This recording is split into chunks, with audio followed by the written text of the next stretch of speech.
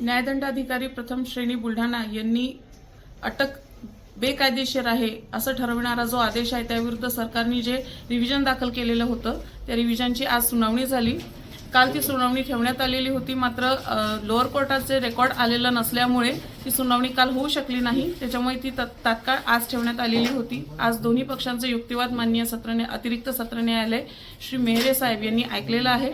सरकारने अटक केलेली जी कारवाई आहे ती योग्य आहे, हे विध्वंसक स्वरूपाचे आहेत। रविकांत तुपकर यांच्यामुळे कायदा व सुव्यवस्थेचा वारंवार प्रश्न निर्माण होतो आणि जनमत सर्वसामान्य जनता त्यांच्या आंदोलनांमुळे प्रभावित होते, अशा स्वरूपाचा युक्तिवाद केला। हे सराईत गुन्हेगार आहे, त्याच्यामुळे यांना अटक ठेवणं गरजेचं आहे, डिटेन्शन खाली ठेवणं गरजेचं आहे, अशा स्वरूपाचा सरकारने युक्तिवाद केला।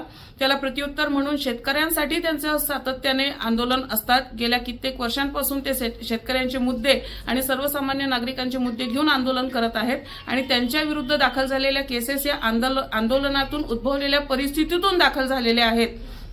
ते काही सराईत गुन्हेगार नाही किंवा घरफोडी, भ्रष्टाचार, बलात्कार या स्वरूपाचे अनैतिक गुन्हे त्यांच्यावर दाखल नाहीत, अशा स्वरूपाचा मी युक्तिवाद केला। आणि शेतकरी हे भारताचे नागरिक आहे, त्याच्यामुळे भारताच्या नागरिकांसाठी आवाज उठवणे हे प्रत्येक नागरिकाचं कर्तव्य आहे आणि त्याच स्वरूपाचं ते काम करत आहे, अशा स्वरूपाचा मी युक्तिवाद केला।